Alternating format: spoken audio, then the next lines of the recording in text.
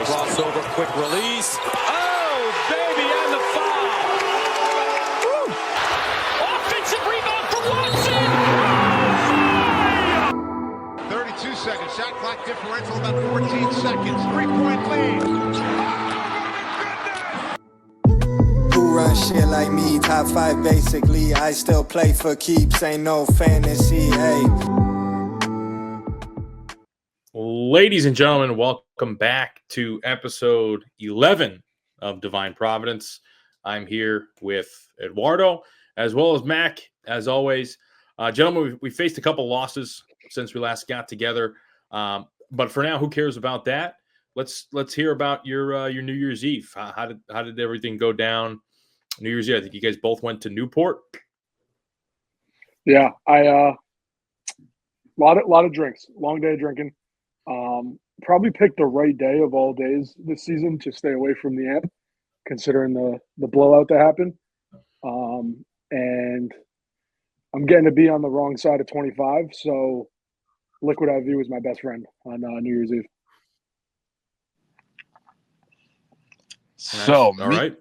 So me and Mac actually ended up at the same bar that night and somehow did not see him at all. So I'm kind of mad about that, but spent a lot of money after that loss. Let's just say that.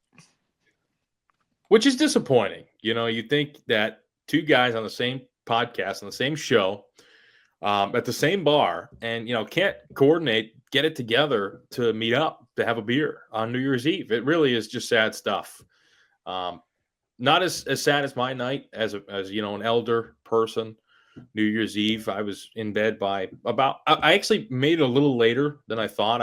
I probably was thinking I was going to go to bed around like 10:30, which is about, you know, I would say I'm usually in bed by 10. But I made it to like 11:30. So almost, you know, to the ball drop. Not quite, but almost. So You said I think you tweeted out your itinerary for New Year's Eve. Would you go to you went somewhere for dinner and then just came home, popped an Eddie Brown, and called it a night? Yep, that's exactly what I did. We did go to Capitol Grill. Shout out to my girlfriend's dad for the gift card. Nice 200 two racks to Capitol Grill. So we spent that obviously, and then some, and then headed over to the old Murphy's, which Murphy's was actually too busy. I was denied entry into Murphy's, which is very sad because we do pump them a lot. You know, it almost, you feel like you get denied from your own home. You know, just they were at capacity. It wasn't a personal thing against myself, but got denied from Murphy's. Went over to Blake's. Blake's had a, you know, it was a Marquette ISIS rally of some sorts. So we left Blake's and then went over to the arena. And then I was just kind of early for the game. Went up to the Budweiser bar, had a couple drinks, watched all the burner accounts stroll in from my little perch up there. And that's about it.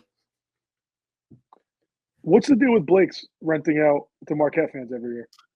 I don't know. They must have some sort of connection with that, because that happened last year, right? Mm-hmm. Yeah. Very weird. I don't know. I think they've done it for other teams as well. But yeah, it's kind of like the away team destination, and that whole back bar there was all Marquette fans. They even had the sign up, you know. So I went back there and I walked in, and everyone was like, all these Marquette fans were just looking at me, and I was like, all right, well, I'm gonna get the fuck out of here. Yeah. So yeah, that's it. Yeah, I don't know. I'm a fan of Blake's, but I feel like you're almost asking to be like turning away the home crowd.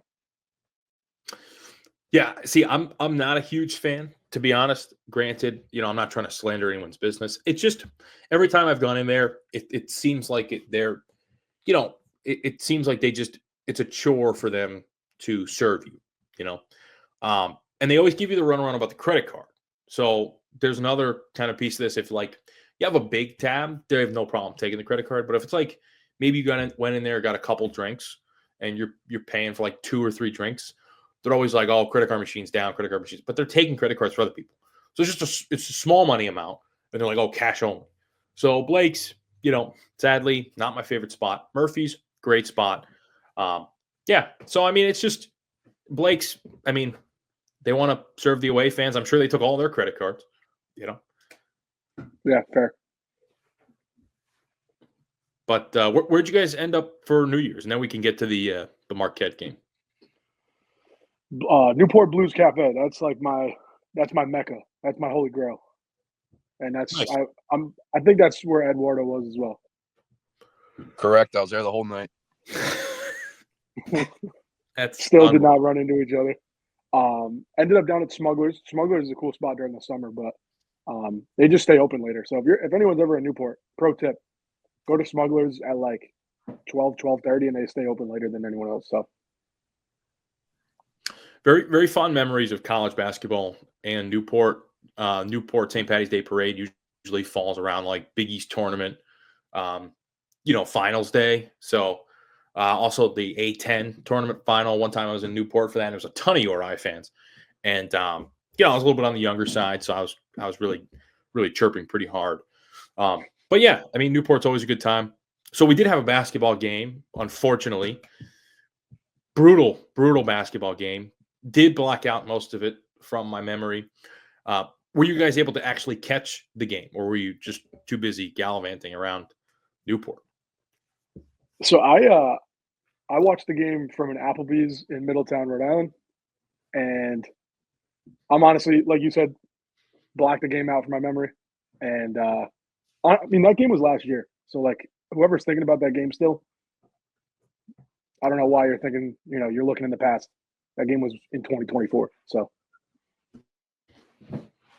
Yeah, definitely so last year, right? Just gone from memory. And pretty much anything Friars related in 2024 hasn't been really all that good, with the exception of some, off-court stuff, Devin Carter.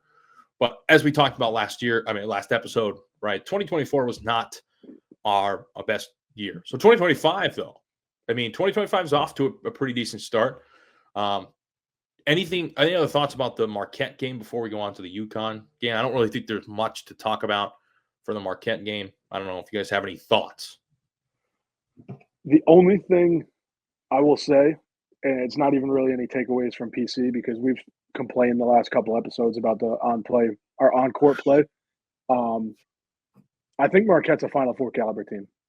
Like point blank, they're legit, and I think they're still even including UConn. I think Marquette is leaps and bounds the best team in the league. I mean, if you're using the Friars as a metric, right? The Friars got their doors blown off at home by Marquette, and then go on the road and dominate UConn for a whole half, and then only end up losing by 3. If you're using the Friars as a metric, they're the clear best team in the Big East is Marquette. Now, I wouldn't really do that. I would kind of take that with a grain of salt because at the end of the day, we are a pretty inconsistent team. So, when we're on, we're obviously on. And when we're off, we look like that we've never played basketball ever. So, I don't know if that's the best metric to use, but if you are, then certainly Marquette is the team to beat in the Big East. Yeah. Like you said, I don't know if the 2024-2025 Providence Friars are the best metric for basketball success thus far, but right. I mean, it looked like we were playing two different teams between, against Marquette and UConn, like two polar opposite ends of the spectrum. Yeah, no, for sure. Couldn't agree more. So, Eduardo, any thoughts on the Marquette game? I know you're a big Marquette guy. Who said that? Hey, Marquette. Anyways, I just want to say, Shaka, congratulations on your first one in Providence. Took you a while, but you finally got it. So, yeah, he did. He did finally get it. I'd like to revert my statement from last episode where I said Shaka can't win. Actually, I don't know who said that, but if I were to say it, I would reword it and say Shaka can't beat Bryce Hopkins at the dunk. Which that is correct so far. I don't know if it can get any worse. So like we've always went on the road to Marquette, and got our doors blown off. Like historically, just a really awful place for us to play. But honestly, like there's no possible way that road game against Marquette can be any worse than the home game. So if this is the year ever where you're going to absolutely shock someone and steal one at Marquette, believe it or not, I think this would be it because, I mean, they must just – that team, right? I'm not saying Shaka, but the players, they just must have so much confidence playing against the Friars, especially at home. They may overlook this team, and I don't even know – they could probably still overlook us and get a W. But, yeah, I think you could catch them by surprise a little bit. Yeah, I mean, I agree. I think, especially considering just the roster itself is all guys that have played for Shocker for the last 2 or 3 years, anyways, outside of the true freshmen. But they're accustomed to PC going into their building and blowing their doors off. Yeah, no, absolutely. Speaking of road games, we did have one against UConn, which I was able to attend thanks to a one Mark D'Amelio, which, I know you guys probably want to chirp me, whatever, that's totally fine. Shout out to Mark for the tickets. Good guy, really good guy. I know PC fans, certainly not PC fans' favorite person in the world. Certainly not PC fans' favorite sports team in the world, right? UConn men's basketball. So, but Gamble was a really nice time. Did you guys have any thoughts about the UConn game? I have some, but I want to kick it over to you guys first. Leb, when did you change? What happened? The people are wondering what happened to Leb.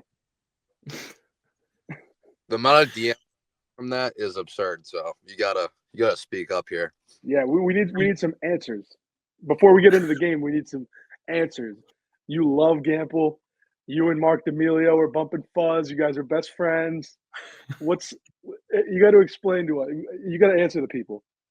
I think that just interacting with UConn fans over the past year, I think that at first, right, UConn fans despised me and then kind of caught on to the shtick. And then I think that they, most of them, for the most part, started to kind of like me. And I've built a pretty good relationship with a lot of the UConn fans, But with that, I still troll them. It's just more now they kind of understand, where I'm coming from.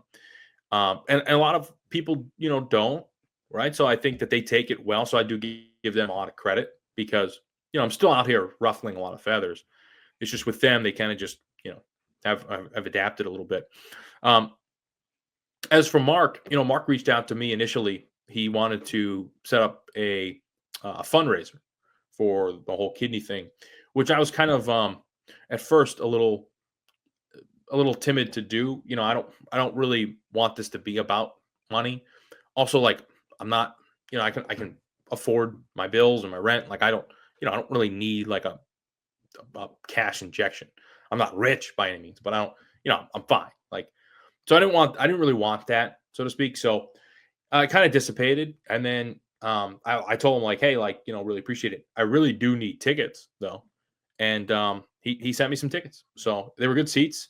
And yeah, Gample's really, really interesting. So Gample is like, it's basically like your typical on-campus arena, like if you've been to the Mullen Center or the Ryan Center, but there's no concourse basically. So there's like the concourse is inside the arena, if you know what I mean. Like walking around the concourse and how to get to your seat, like you're inside and you can watch the game like from that. There's like these little alcoves with bathrooms, and then like there's like 2 bathrooms in the whole place. And then there's like little stands that sell very like nominal concessions, like your very average concession. So for anyone who hasn't been to Gample, I think it's worth it. It's pretty cool. I did enjoy it. It holds 10,000 people, so it's a lot less than the XL Center. So they do lose a little bit of, revenue from the amount of people. But yeah, Mark D'Amelio, good guy. Shout out to him. Still hate UConn. I still hate UConn. So just want to make sure everyone is aware of that, and we're all on the same page about where I stand with University of Connecticut. That's it. That's fair. As long as you can end that monologue with "I hate UConn," I think you can be forgiven. Mhm. As far as the game, I am so excited for Jaden Pierre's senior season. That is my biggest takeaway. He balled out. Our true freshman looked friggin' awesome. I'm not surprised that we blew a 15-point lead at halftime, 14-point lead at halftime. Unfortunately, we've gotten to that point in the season where I'm just not surprised. But I'm feeling very optimistic about our 4-year guys. Yeah, I really do agree, and hopefully Jaden decides to stay. For his senior year. I mean, he's got one more year undergrad, and then he could do a 5th year somewhere else if he wants that. I am really excited about Jaden Pierre moving forward. I think him and Corey Floyd are kind of like toss-ups if they're going to stay or not. So I'm hoping that Jaden does come back, because you got Mila, Oswin, then you throw Jameer Jones in the mix. Obviously, Harrell. I think Harrell will probably have a little less of a role, for his freshman year. But yeah, I mean, this team, I think, really does have a bright future. And I think you saw that more against UConn than you have at any game the entire year. And I hate to be the moral victory guy, but the Friars did look good, and they played a completely different brand of basketball, especially in the first half. I mean, you saw a lot of penetration, which opened up, a lot more and a lot of different things on offense that you wouldn't typically have seen this year, just by getting the ball to the free throw line. It doesn't mean when you drive you have to get all the way to the basket every time, but just penetrate a little bit to open some things up. And you do. And guys were cutting, guys were moving, getting open, good screens. So I didn't hate that game. It was frustrating to lose and blow the lead, but didn't hate it overall. The wonders that can happen when you actually attack the hoop. I think Wes Cardette looked good. Someone had a tweet the other day, and it was like, Wes Cardette is the hardest player in college basketball to judge, because sometimes he looks NBA ready. Other times it's like what did he really bring to the table? But like when Wes Cardette's on and he can attack the rim, he's not a shooter. And like we've talked about how 3-point centric this offense is. He's not a shooter, but when he can attack the rim, he looks legit. And it's, I think, just putting him in situations where he can do that. I'm not sure if it's a matchup based thing or a game plan based thing. He looks good when he can attack the rim. Definitely. He's world class at getting to the rim.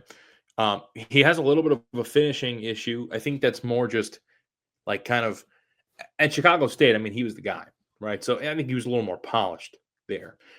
Here, he spends a little more time on the bench. So it must be tough to, get in a rhythm offensively, obviously, with those finishing touches. Kind of like Corey Floyd. I mean, him and Corey are pretty similar players. They both get to the rim really well. They're both pretty good with the basketball. Like, I actually trust them both handling the ball. Whereas, like, Bensley Joseph is a guy who, I mean, I have no gripes with Bensley, but, he will turn the ball over. And sometimes it'll just be like a mind-numbing turnover, especially that happened a couple times against UConn. So, honestly, if I could restart this season, I would have Floyd and Cardette handle the ball a little bit more and really just concentrate on Jaden Pierre getting open as much as possible. Yeah, I agree. Even Corey Floyd. Like, Corey Floyd is an athletic freak. If he can get by a defender, that opens up so many opportunities. I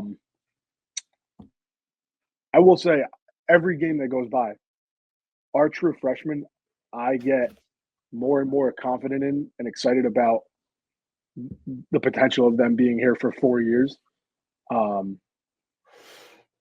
Ryan Mila might be the most underrated player in the Big East, and Oswin, we look like a completely different team when he's off the court. Like, at least we look competitive when Oswin's on the court. When Oswin is not on the court, I don't even know I don't even want to watch the game, almost, because I just know what's going to come. Yeah, I mean, I really do like Bonk and what he brings, but he's just not polished enough to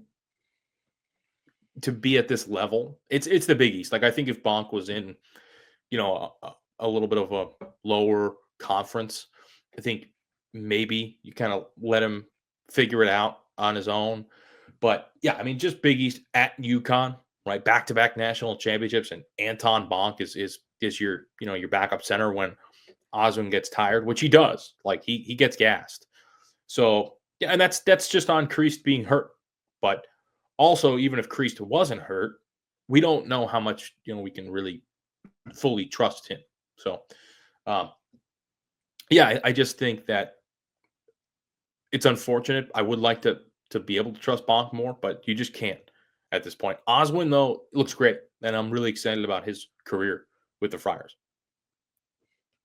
Like, I saw another tweet. I think someone posted Oswin's plus minuses, and I don't really like to buy into plus minuses, but I think the numbers back it up when you see the on-court product. I believe Oswin's had a positive plus minus in almost every game we played this year, and that's super uncommon for a team that's below 500. It is Jekyll and Hyde when Oswin's out there, because the threat he brings down low, when you're on defense, is almost all conference worthy. It's not going to show up in the stat sheet, but he's long and athletic, and he's a threat to block any shot within 10 feet. He's not going to light up the scoreboard, but you don't need that. Like, that doesn't necessarily. You don't need that from your true freshman center. He's just improved every game, and I think we're starting to see him develop into a little more polished of a D1 player. And like you said, I'm just insanely excited for this dude's career. I think he's starting to prove that he was worth the hype. For sure. I do think he's worth the hype as a 4-year player, right? So I think that's tough. Like, when you're, especially our program, right, which basically just feeds off the hype and whatever people are saying, everyone's going to, and I think Kim is definitely a part of that, right? Like, him saying that Nil was the best shooter on the team, right? Like, stuff like that is maybe where people get the wrong idea and lose a little bit of patience. Oswin is going to be a great player. Is he going to be at some point a great player this year? No, he's a good player right now, but he's not a great player. This game last night, or depending on when you're listening, right? This game Sunday against UConn was really a tale of two halves, as it's been this past year.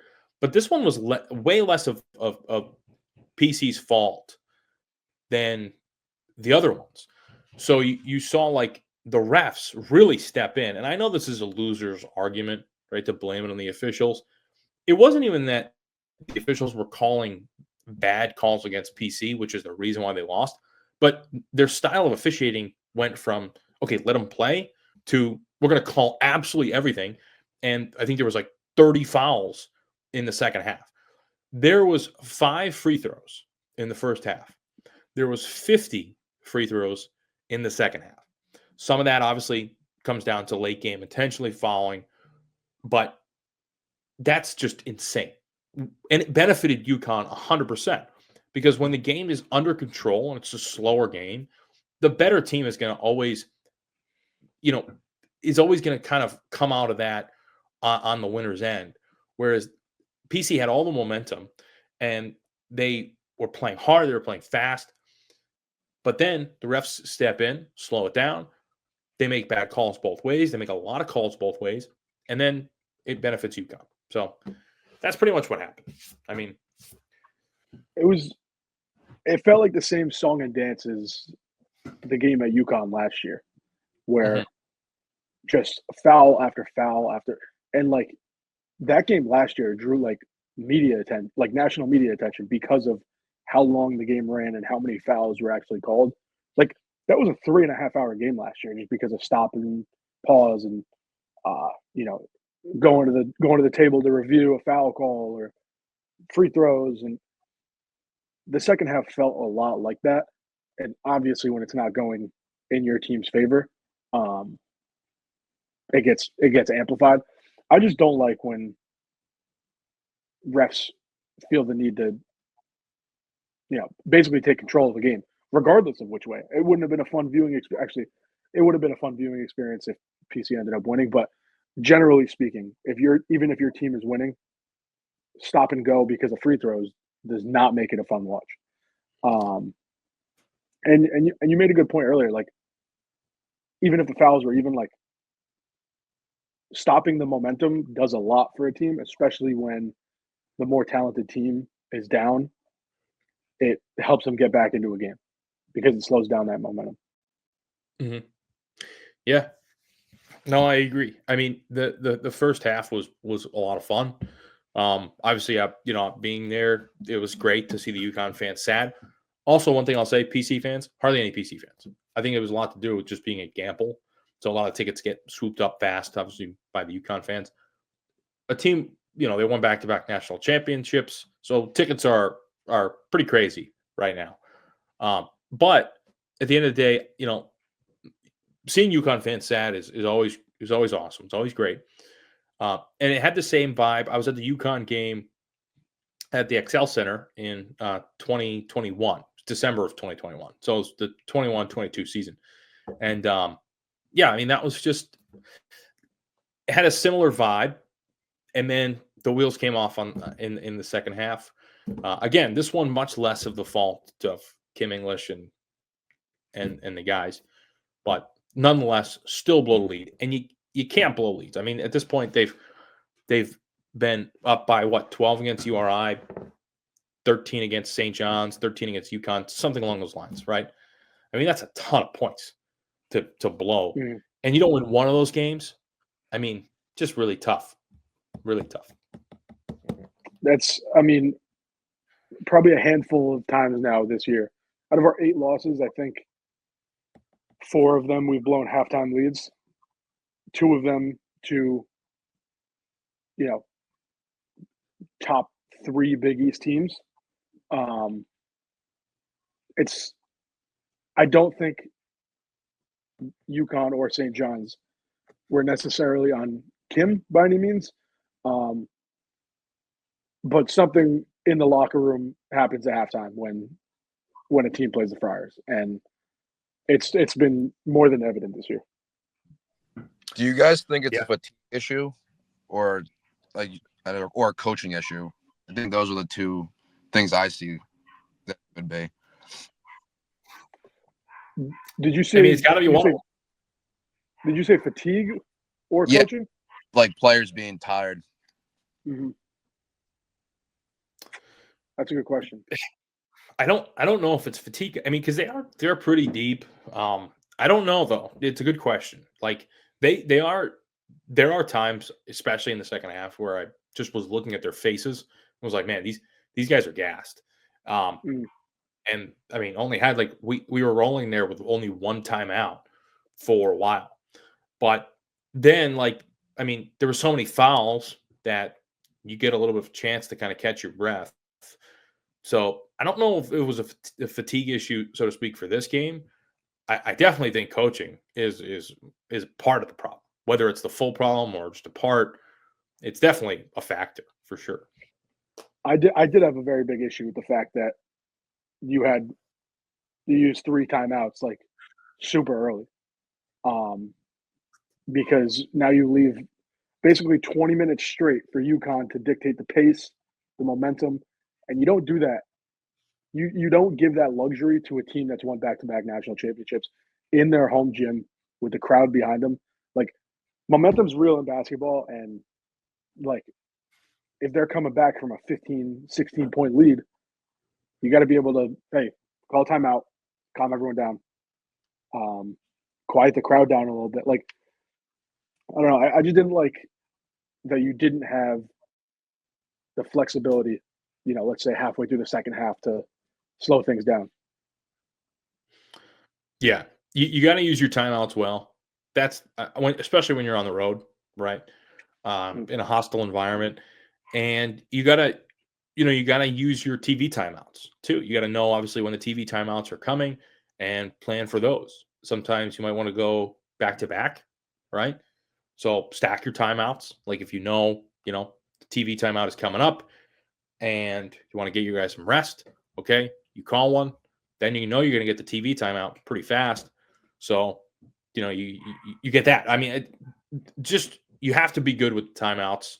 I think that's Kim just being sort of inexperienced at the end of the day. I mean, this is his 4th season as a head coach. So there's going to be things he's going to have to learn, but he's also going to depend on his guys too. I mean, he's got a good staff, or at least an experienced staff. And we don't know how good they are, but he's got to rely on them too. So I just, what are you going to do? I feel like I'm at the point in the season. I'm going to make a claim. Okay. I feel like I haven't seen anyone talk about this. I just think this is a halfway decent idea. We always talk about how Jaden Pierre is better off the ball. And this sucks because I am genuinely thinking towards next season, but it can be implemented at some point this season. We always talk about how Jaden Pierre is great off the ball, and probably in a perfect world, he would just be the makeshift 2 guard. I think everyone in New England would agree Ryan Neal has gotten better every game, and I would like to see him be the primary ball handler in the coming games. I just feel like he stays very poised and doesn't turn the ball over. He knows when to push the pace, knows when to slow it down. He just looks like he knows what's going on at all times. And I know he's not listed technically as a guard. I would like to see Ryan Mila kind of take control of the point, maybe when Benz is taking a breather or even ahead of Benz. I think Ryan Miller should be at least experimenting with the idea of being, the Friars point guard for years to come, maybe. I don't hate that. And it seemed like they certainly did that with Wes last game against UConn. Wes was like the first option offensively right out the gate. Just him and Corey were being pretty much primary ball handlers. Bensley started on the bench, and it worked. It worked great. In crunch time, the guys like Corey Floyd and, Wesley Cardette, Ryan Mila, I mean, you're going to see turnovers possibly. But here's the thing. Bensley Joseph turns the ball over quite a bit. This team in general turns the ball over quite a bit. So if you're not putting, say, Mila or Wesley at the point because you're afraid of turnovers, I mean, I wouldn't really let that be the deciding factor. This team is going to turn the ball over either way. So I would love to see Mila start with the ball. And then sometimes, I mean, he's so good at attacking the hoop. And it's not even like he's ultra quick. He just knows when to make the right move. He got to the rim effortlessly. I mean, when he gets a little finishing ability and then starts maybe hitting a few threes, I mean, the guy is going to be a walking bucket, genuinely. Mm-hmm. And I don't think this is the same song and dance with Rich Barron last year. I feel like they're very different cases. Like, obviously, you see maybe an under-recruited kid come in and exceed expectations in their freshman year. I think these are very different cases. Like, Rich Barron plays a specific role, like 3-and-D. I see an avenue where Ryan Mila is the go-to guy on offense. Maybe not necessarily defense. He's not a freak athlete by any means, but he knows where to be and he stays poised. And I just feel confident with the ball in Ryan Mila's hands. I just felt the need to put the idea out there of him as the point guard. Yeah, I mean, I think he's going to be a great 4-year Friar. So, going to have a great career here. So, any other thoughts about the UConn game? Eduardo, you got anything else you want to add about the UConn game before we move on here? So, I was at the Patriots game last night, I have to admit. So, I did not watch the whole thing. But I really like the freshmen, Mela, Osborne. They all get better every game, like you guys said. So, it's very promising. The only bigger – sorry. I was just going to say no one fucks up the number 1 pick like the New England Patriots. I was about to say the only bigger disaster in New England sports other than the collapse the Friars had was the absolute just shit show in Foxborough yesterday. So terrible. But at least Mayo's gone, so we're on to new things with him. Mm-hmm. All right. So do we have some questions we want to knock out right now? Yeah, I think we do. So Eduardo, you want to take the lead on that? Go ahead whenever you're ready. Yep.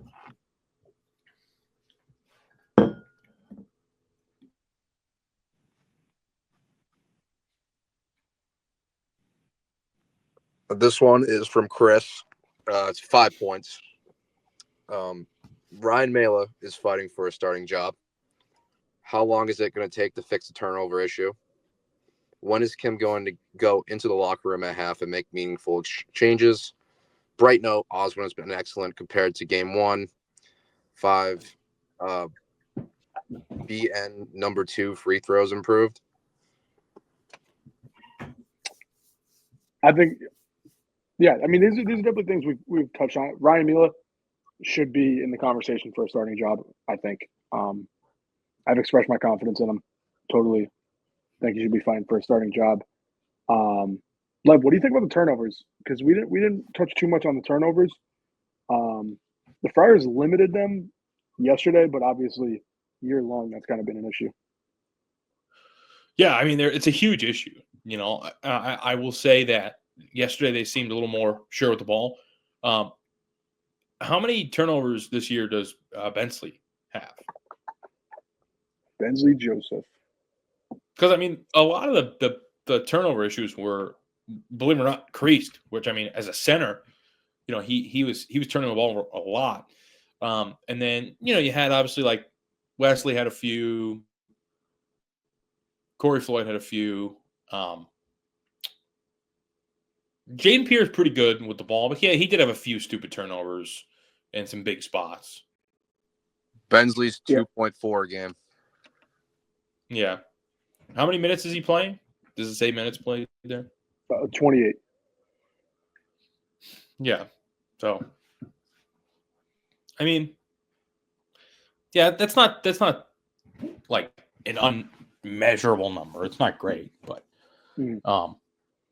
yeah, I mean, I would like to see more of what we saw in the first half. Maybe someone else bring the ball up and more penetration, right? Give me more penetration, 100%. Pause. No diddy. But yeah, I feel like with a point guard, like obviously your goal is to take care of the ball, but you're in on every play.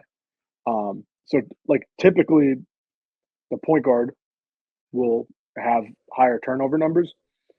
The only issue is I feel like if you were to go down every player on this roster's turnover numbers, their turnover average would look as if they were the primary ball handler for 40 minutes a game. I think that's the issue. So, like, one guy might be averaging 2.5, another guy might be averaging 2, handful of guys averaging 1.2, and then you look up and your team's averaging 14, 15, 16 turnovers a game. So it's not just a Bensley Joseph thing, but it's like if you have a team averaging, where you have like 7 dudes averaging 9 points a game or 10 points a game, and you look up and it's like, oh, well, they average a lot of points. Unfortunately for the Friars, that's the case with turnovers. Yeah. No, I agree. As for meaningful changes at halftime, I can't really think of a game this year or really last year where they looked like a ton better in the second half than they did the first half. You know, like we've had a couple comebacks, I want to say, but for the most part, it's been, come out looking pretty good, stick to the game plan, and then I don't know what happens in the locker room. We're not in the locker room, unfortunately. It's a good question. It really is a good question. My one concern is because I saw someone on Twitter the other day saying halftime adjustments against UConn weren't necessary because if it's not broke, don't fix it. And I understand that, but that's under the assumption that the team that's down by 15 isn't going into the locker room to make changes. Like, you have to counter the counter. It's so, and I feel like we haven't seen that yet. We have yet to see like a dominant two halves of basketball put together, and I feel like a lot of that may fall on, the coach in the other locker room just coming up with a better counter, and you can't just get complacent with how the first 20 minutes have gone. Yeah, I think there's always room for improvement, right? Unless you're, the 2013 Golden State Warriors or something. I mean, you're going into the halftime locker room. There's always going to be adjustments, and you got to anticipate an adjustment from UConn, right? So, you got to. It might be more individual adjustments that these guys have to make. Maybe as a team, keep doing what we're doing as a team, but we might want to make some adjustments individually. I don't know. That's a good question, and that will be a really good question for Kim. Mm-hmm. For sure. Do you know what Chris means by BN number 2 free throws improved? BN. Oh, bright note. He said 4. 4. Bright note. Oswin has been excellent compared to game 1. 5. Bright note number 2. Free throws improved. Okay. That makes much more sense. Free throws did look better. I was going to point that out when we were talking about the UConn game. Friars shot 20 for 23 from the line. Obviously didn't get to the line as often as UConn, which would have been nice for sure. But they hit them. Breeding for that. Yeah, thanks, James Breeding. But yeah, they're going in. I mean, even on the road, like, there's something to be said about hitting free throws on the road. These are young kids, and a team that historically does not hit free throws at a great clip by any means. So that's clearly one of the factors that kept us in the game. Yeah. I mean, St. John's, you were a couple missed free throws away from basically winning the game. I mean, they shot terribly. All right. This next one is from Mindcest. Melo needs to start. 4th game with a lead at half and no adjustments leading to a loss. Kim continues to get out, coached by more experienced guys. We need to set plays, anything we can keep our back pocket when the opposition inevitably switches things up. I think Kim is at a little bit of a disadvantage. Like, I know people have given him shit specifically, but this is a coach's conference. Like, this is, like, top to bottom, this is probably the conference with the best coaches in the country. So yeah, like, unfortunately, like, it's not going to be crazy if Kim gets out coached in a game. You'd like to see him go toe to toe with a Dan Hurley or a Rick Pitino or a Greg McDermott or a Shaka Smart, but it's a really good conference with really good coaches. I do like the idea of set plays because the stagnation, if that's a word, of the offense, like, gets mind-numbing at some points. And I think set plays will kind of just at least get some motion when the offense goes dry.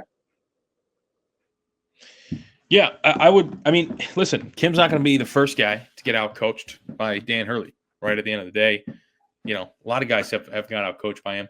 One thing that is easy, right, is setting the starting lineup. And I thought Kim did a decent job yesterday of taking Bensley out.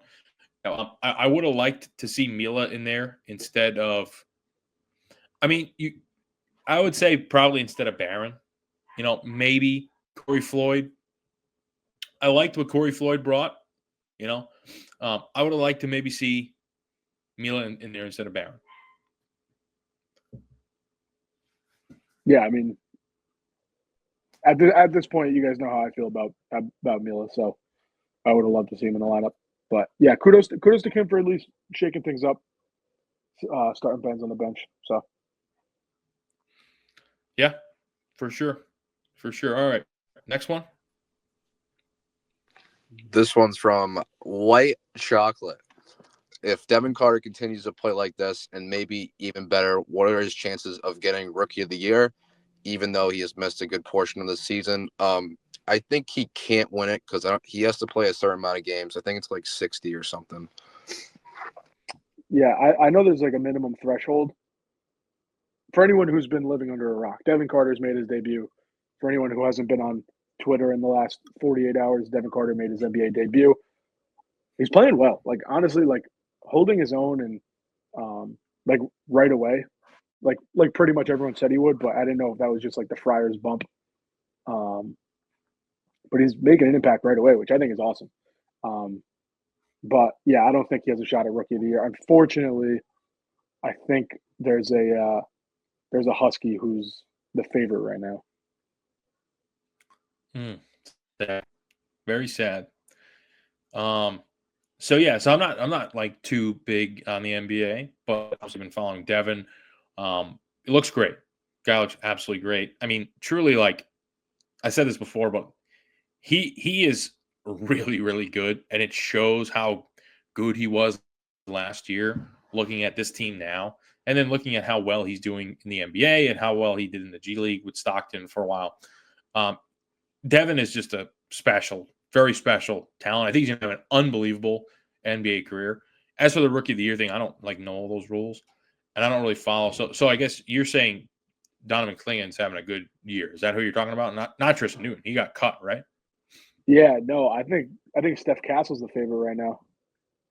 Oh, Castle. Oh, yeah. God, I didn't even know. Yeah. Who did he get drafted to again? San Antonio. Oh, okay. Yeah, I remember that.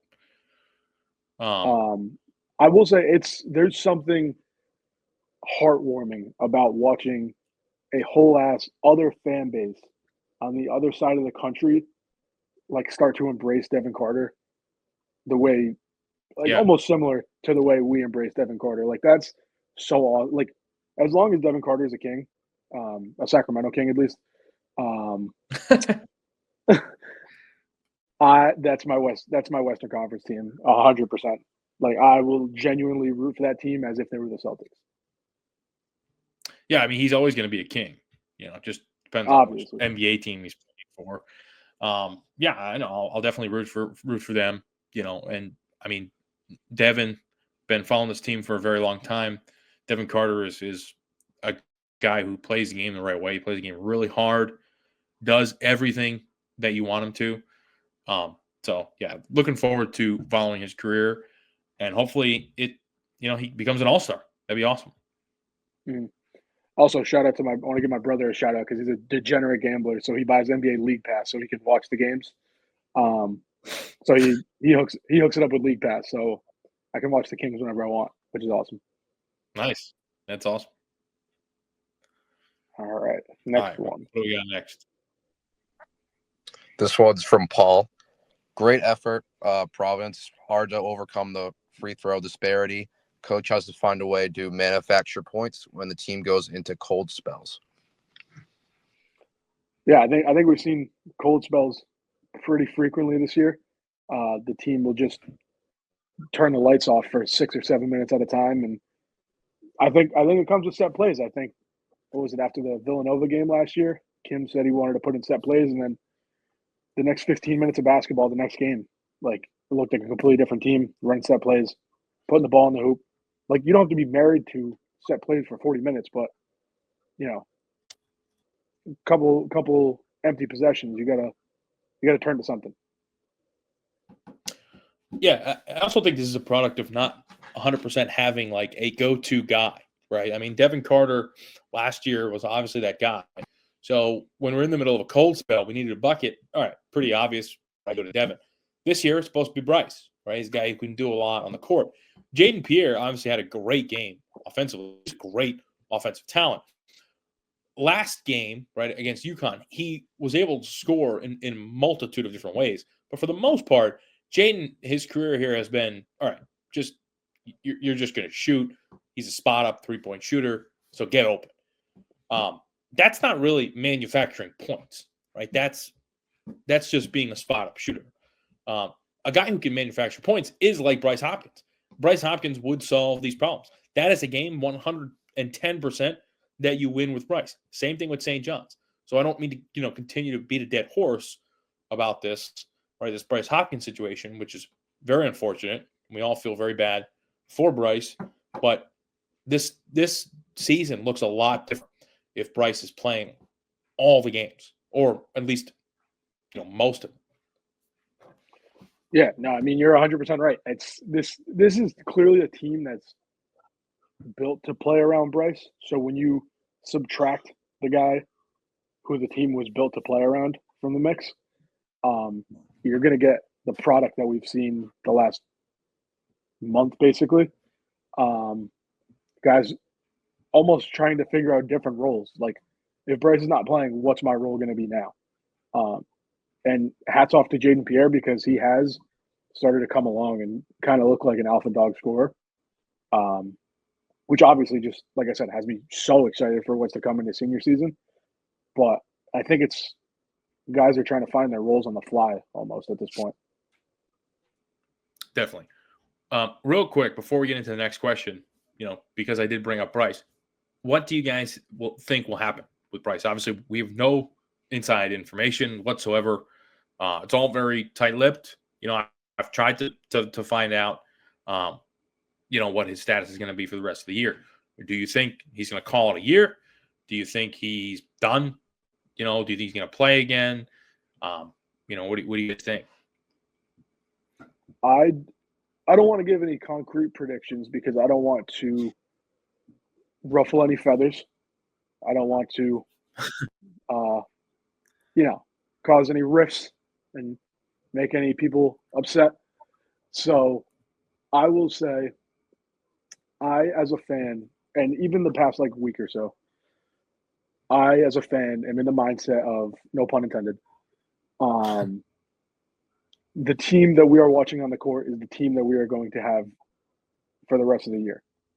So I'm almost setting the expectation of 0 for myself. This is the team that we're going to be – the team we saw yesterday is the team we're going to be watching for the next 2 months. No ifs, ands, or buts. If Bryce plays, so be it. I'll be fired up, and the Friars are probably going to win the Big East tournament. But if he doesn't, I am not allowing myself to be let down any further, and I'm just going to enjoy college basketball because it's the shortest sports season of the year. And I'm not going to get hung up on things that I have 0 control over as a fan. Right. It is tough because we have no control over it. We have no idea how it's going to play out. And it's something that affects the team massively, right? It makes you a really good team. You are a really good team with Bryce Hopkins. And also, we want to respect Bryce and his stuff that he's got going on. Hopefully he comes back. My prediction is at this point in the season, right, especially the way things are headed, I think he's going to probably call it a year. That's just one guy's prediction. No information whatsoever. So, nobody cry, right? We've had a couple sensitive sallies in the past, get a little upset, So we're not saying we got information, right? Just making predictions here. I think he's done. That's just my prediction. As Matt has said, we don't do if, ands, or maybes. We do absolutes, so can't control that. So it's sad, but hope it works out in his favor, and hope he can finish his career here positively, one way or another. Yeah, I listen. Regardless of his decision, he's a Friar. Like, I mean, I don't understand people who have any animosity towards him. He's a NBA prospect. He's going to make the best decision for himself. Totally understand. Anyone with animosity is just looking for something to be angry at, probably because the Friars are 7-8. Right. So yeah, People that's really all I to can say. Exactly. Yep. Eduardo, what are your thoughts on the Bryce situation? I think personally, he comes back and plays and declares for the NBA draft after this year, but I am preparing for the worst, which is him redshirting and transferring. But I do think he comes back and plays. Whoa, Eduardo. We don't want to spread misinformation on this podcast. No, that's the worst case scenario. Him redshirting. Yeah, no, for sure. We don't. I don't think Eduardo. Preparing for it. Yeah, no, I totally understand. Yeah, I agree. I mean, when I say he's done, like, that's what I mean. Like, I think not only is the season done, but I think his career is probably done with the Friars. I think even if, like, hypothetically, right? Again, this is all just hypothetical. But if Bryce says to, Steve Knapp, like, hey, I want to come back, right? Like, I want to come back for another year. And, you're the Friars, and you have a certain amount of money that you can allocate toward these players. Bryce is not going to come cheap, right? I mean, he's going to want a decent NIL check.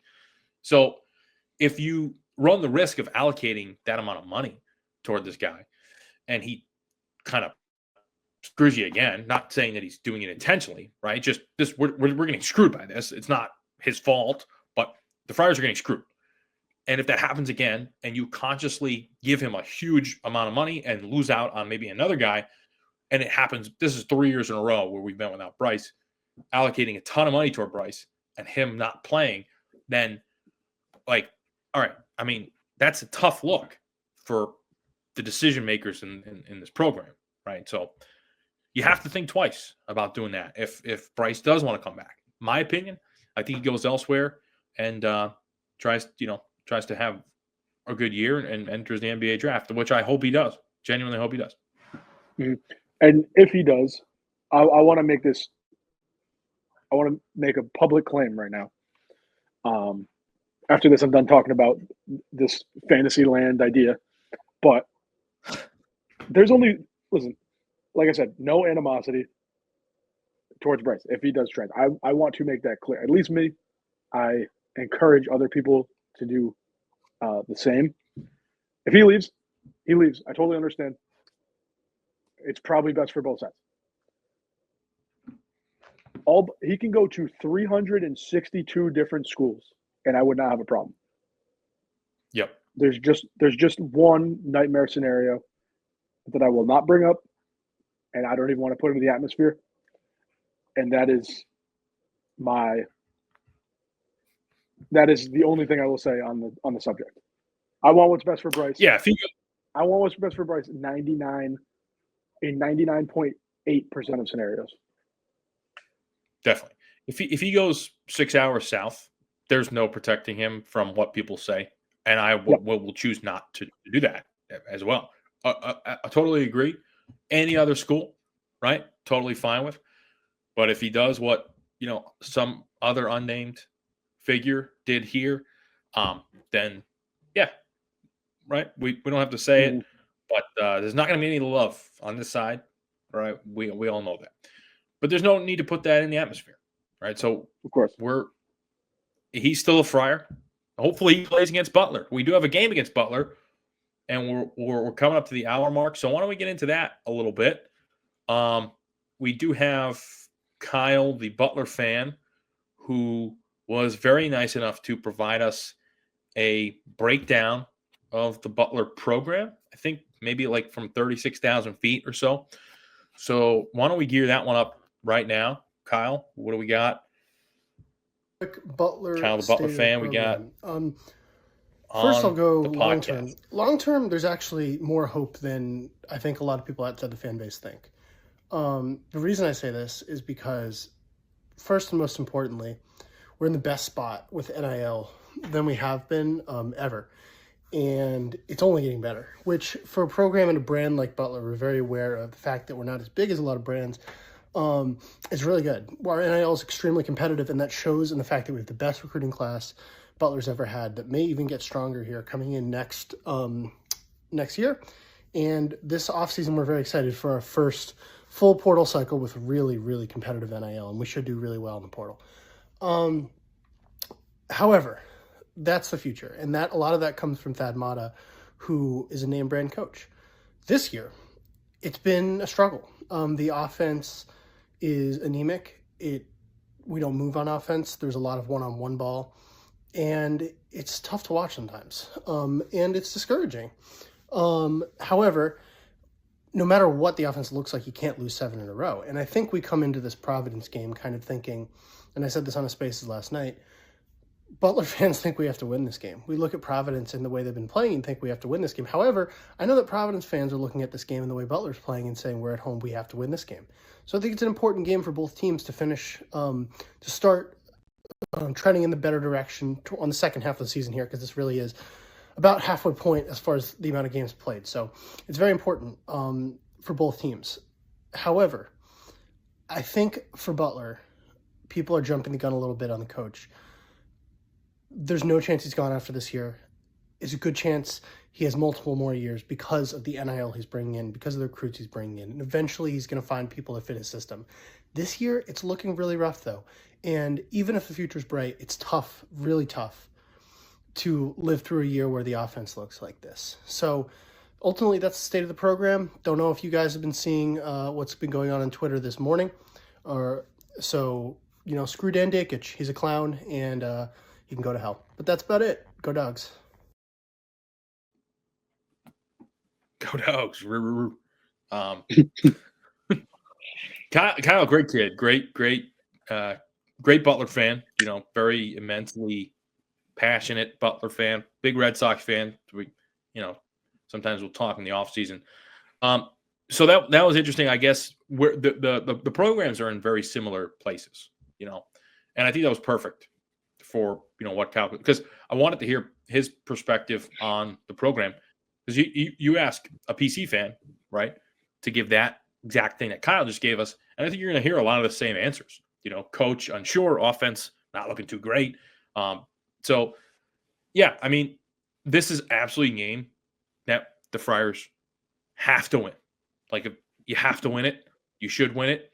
If you're going to, get to that 8 or 9 win mark in the Big East, which looks like it might be almost out of reach, you have to start with this one.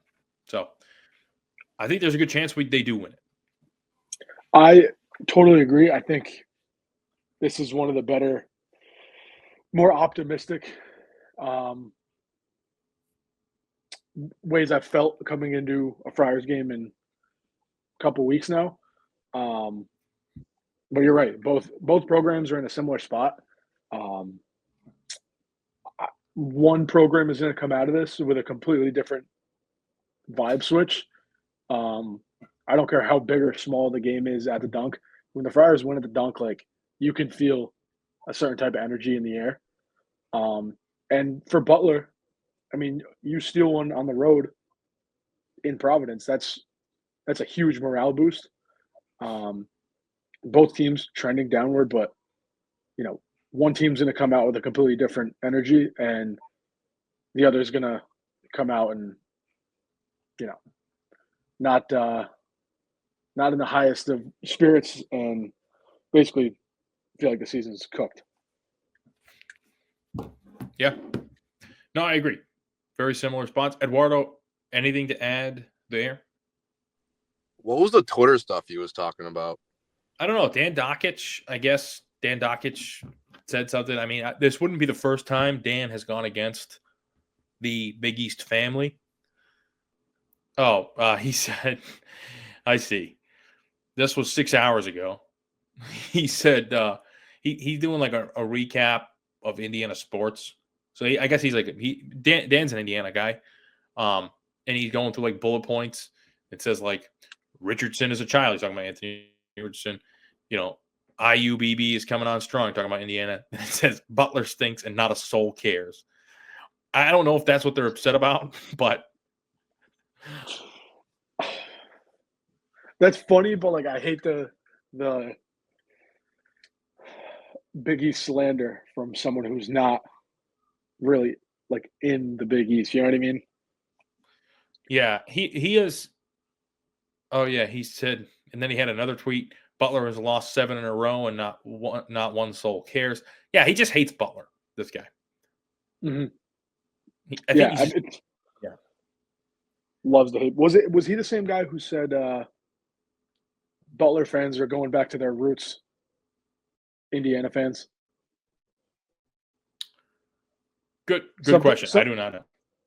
I saw someone tweet something like that. Listen, I'm pro Butler. Part of it's because of Kyle the Butler fan. I like Kyle the Butler fan. Cool kid. If you were to make me rank my favorite teams in the Big East, Butler's in the top half. I am anti-Butler slander. However, Wednesday, January 8th, I am pro-Butler slander. Friars need to win. Yeah. So I will channel my inner Dan Dockich for 24 hours on Wednesday. Well said. Well said. We got one more voice memo here from Mr. Tommy Gufano, and I think we can call it a day here. Hey, what's going on? It's me, Tommy Gufano, reporting live from the Bradley Cafe basement where I've gone into hiding due to the Friars losing 4 straight and me being fucking miserable. I made the trek out to the woods of Connecticut yesterday. It was not a good experience whatsoever. First, they invited me to a pizza party, which was very nice, but there was no slices left for me when I got there. Then, I tried to go into the bar Ted's, but the bouncer told me that they were at the weight capacity. So, 0 for 2 there, went to the game, had to sit in the bench seating, so obviously I couldn't fucking sit down. Then I challenged Dan Hurley to hand-to-hand combat outside the Sam's Food Mart, but he was too chicken shit to show up. Anyway, my wife just got back from her trip, so I've been avoiding her. She said she had a great time out in New Jersey. She said she hung out with the Rutgers basketball team and they treated her well. She told me she went to bed early, but that I got some questionable Snapchats after that, so I'm going to do further investigating when I leave this fucking dungeon. Anyway, 2 big ones at home this week. Friars, I feel good about getting back on track. Ryan Mila's the GOAT. Oswin's coming, baby. Better get us now, because we're fucking coming. Happy January 6th, everybody out there. Thanks. Go Friars. I need a regularly scheduled Tommy Gufano voice memo every goddamn episode. I need to hear Tommy Gufano's voice. That shit has me fired up.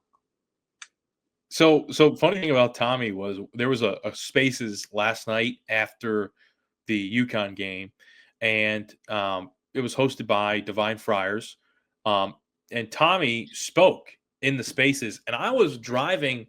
I had been driving for about 10 to 20 minutes, maybe, when Tommy got on, and he said that he was in the Ted's Bar parking lot. You could tell, he wasn't driving. Like, there was no, road noise or anything. You could tell he was just, in his car. He said, I'm in the Ted's Bar parking lot waiting for my buddy. I was on the road for 20 minutes. It takes about an hour and, 20 to get home from stores. I see, I'm pulling in, right, to my driveway. And the second I pull in, I open up Twitter. The first thing I see is Tommy's at Ted's, not Ted's. He's at Brad's. This guy made it. I was driving for 20 minutes. I was like, dude, do you have an underground tunnel to Brad's? From Ted's to Brad's? He just took his underground shuttle. I just couldn't believe it. I mean, he made such good time. And he was just at Brad's, drowning out the loss. So, just a good guy. Great guy. Dan Hurley probably didn't show up to the fist fight because he was getting a PJ for Tommy to fly to Providence. Yeah, for sure. He was greasing James Breeding for that game. So yeah. Well, anyhow, I think that's a good note to end on. We got anything else, Eduardo? You want to add anything before we head out here? I wonder what the weight capacity was at Ted's. I got to ask Tommy about that one. Zillion pounds, and they were probably over.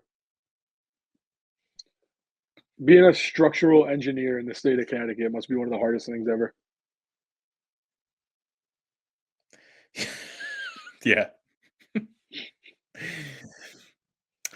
All right. Yeah. Well, anyways, anyone else got anything before we head out here? Any closing thoughts, closing statements? Go Friars. Let's run the goddamn table.